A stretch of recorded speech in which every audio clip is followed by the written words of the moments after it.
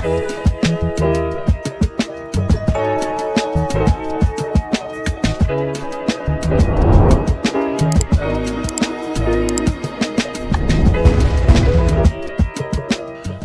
here, welcome to another episode of On the Wrist from Off the Cuff. To have another cool update for you guys from the brand StrapHabit. A little about them. They're founded in 2019. They're based out of Ohio, and they fulfill their orders themselves from Ohio and ship within one business day of your order being placed. The name StrapHabit reflects that they understand how important that it is for you to be able to customize your watch to get the perfect look and feel.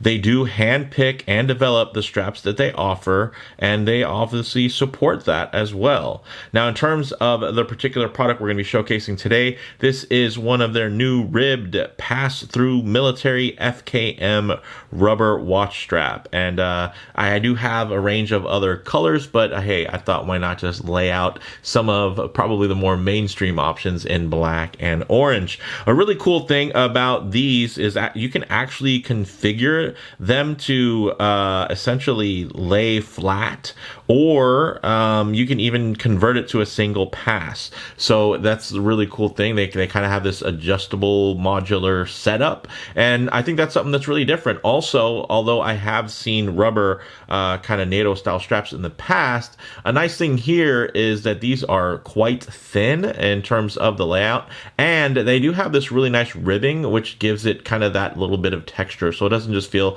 overly flat or plain. So I dig that. And the nice news for you guys is these only go for $42 each, which is pretty outstanding.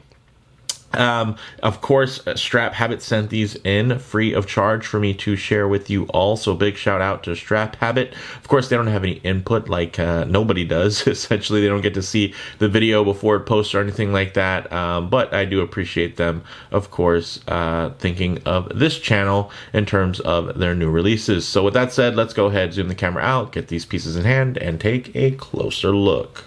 All right, guys, another huge shout out to StrapHabit, and let's dive right in. So we do have, of course, my beautiful Slim Willard, Slim Turtle, whatever you want to call it.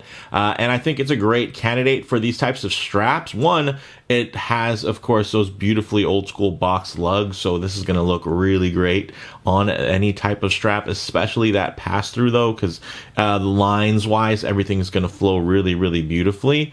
But it's also quite thin, so when you do add just a touch of thickness here, the nice thing is this is still sitting quite flat on your wrist. And some of you are saying that's too much, and you know what? It's really not, especially when you compare it to something like a fabric strap. This is actually quite thin. The nice thing is though, it doesn't give up anything in terms of the durability with that thinness. A lot of the times that can be a bit of a trade-off. But as you guys can see here, there's all these little holes. These are all held together by different spring bars, and which means you're going to be able to move them around and configure them. You can even take the piece out from underneath, essentially, right? And then move it. So essentially this would have been plugged in right here as it was there, and then this piece was here holding that piece on, and then you can take that out, remove everything, and you can scoot these over in terms of how you want it to sit on your wrist, right? So depending on if you have a lot or a little bit of tail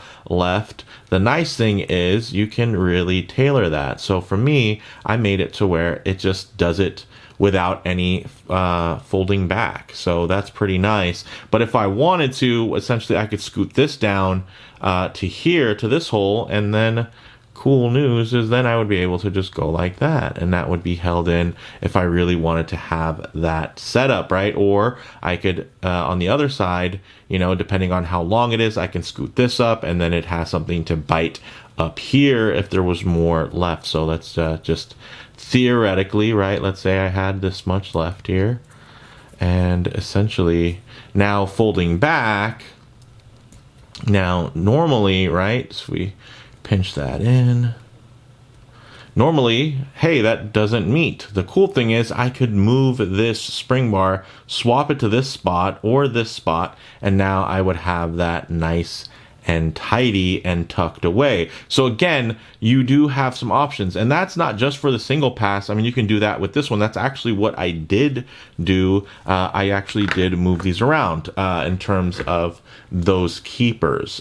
So that's really the functionality here. That's what's different, is that you can arrange these. And for me, with a larger than average 7.5 inch wrist, that's something that's huge, because typically I need something that's either going to be extra short so that I don't have to worry about the extra tail folding back, or something extra long so that I have enough tail to fold back and keep tidy, and I don't have just a big end piece hanging off. Now, for those of you who haven't purchased from StrapHabit before, check it out. Here's the packaging, and we'll check this out, this blue model, and we'll look at how it comes right out of the gates here. So, as you guys can see, it's going to be a little bit more standardized in terms of the spots there. So essentially this is going to be really good for those of you with smaller wrists. So it's going to tighten a little bit more. It's going to come underneath here. It's going to be able to loop underneath there, and you'll have enough now to where you can loop it back through. Well, actually you got to go even smaller, but you know what? Not everybody has large wrists like me, so I can't really, complain when a brand accommodates to the masses, and that it happens quite often. So a lot of these sizes, or these default settings, again, are going to be really targeted at folks with just, closer to in between 6.5 to 7 inch wrists. So something like this is just gonna lay and sit beautifully. So very, very cool. Another nice thing is you actually do have some options. So we've seen orange, we've seen black, we've seen blue. What else do we have here? Here's a nice gray. And another nice touch is that you can even get it, check that out, with black hardware. Very, very nice. Or you can get it, of course, with the steel hardware. So in that brushed steel, or you can get it with that coating. Let's see what the last one here is. This is another nice one. Check it out. Great for field watches. And again, just because it has the black hardware doesn't mean that you can only get this color with the black hardware. It's something where, of course, as you're adding to cart and configuring, you'll be able to set exactly what your preferences are. So with that said, let's actually go ahead and take a closer look here at it on this nice, very utilitarian Seiko. You can see there's not a lot of polished surfaces here. Everything's nicely matted, and it flows really nicely with the matted nature here. So let me make sure that I hit some of these details, guys. Top surface has that nice rib design, which gives the look of a fabric strap with all of the benefits, of course, of FKM rubber. The underside also features a diagonal venting, which is nice in terms of keeping your wrists cool and drier. Also, these feel nearly as soft and flexible as silicone, but they're much stronger. They're also resistant to picking up fuzz and cracking. So another nice benefit of FKM. So FKM, compared to traditional vulcanized rubber, FKM does add increased durability and chemical and heat resilience. So that's very nice. And of course, I do love a good vulcanized rubber strap, but there are some benefits to FKM as well. So vulcanized is going to be a little bit more natural. This is going to be a bit more synthetic, but they do add within these blends, they do of course give you some nice benefits. And again, very thin, which I really like. And since this is a strap review, I'm not going to cut away and get it on the wrist. What I'll do is I'll just demo it right here. So we're going to go ahead, take that piece, get it through. Nicely milled, guys. The hardware here, let me just pop that up for you. Even the tang buckle finger there is beautifully milled. So I'm going to take that, put this through, and I did move this keeper so that it would be a little bit closer to that tang buckle, just to keep things a little flatter. And then on this side, you can see just enough to just sit right there. And the beautiful thing is you're getting that full experience in terms of having the dual hardware, really having that nice classic look, but of course now with the benefits of rubber, which is great. FKM rubber at that. So not going to be really dusty or anything. And it's going to be quite resilient. And it looks great. Let's go ahead and kind of push some of these out to the side. Check that out. Ooh, that's casting a little shadow. We'll pop that up.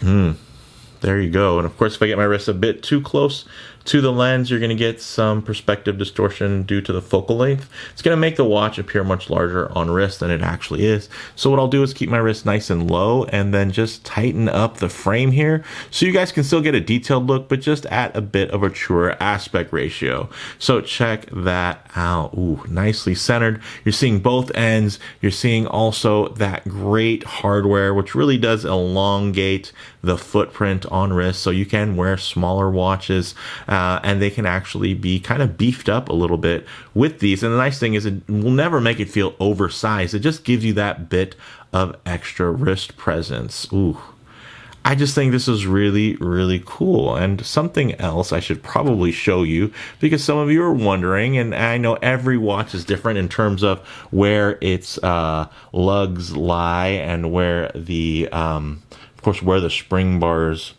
are set. And you can see here, thanks to this setup with the box lugs, and you can see also with the drilled lugs, that those spring bars are set out with a little bit of breathing space. And look at that. You can just roll that right through. Plenty of room there, guys. And the nice thing is, even if you don't have something that's very accommodating, you do have something that's also still quite thin. So if you want to, you can easily put this through here, easily threaded, boom. And now you just have a single pass through. So some of you were like, oh man, I don't want to add any. I bought this thin watch to keep it thin. And you know what?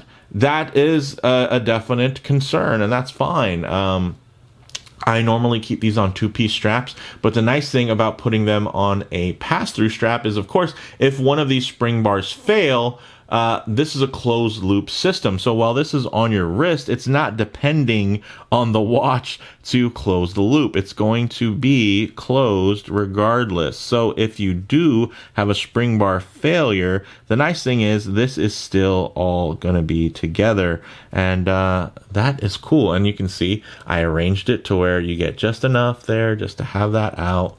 Very, very cool. Great look.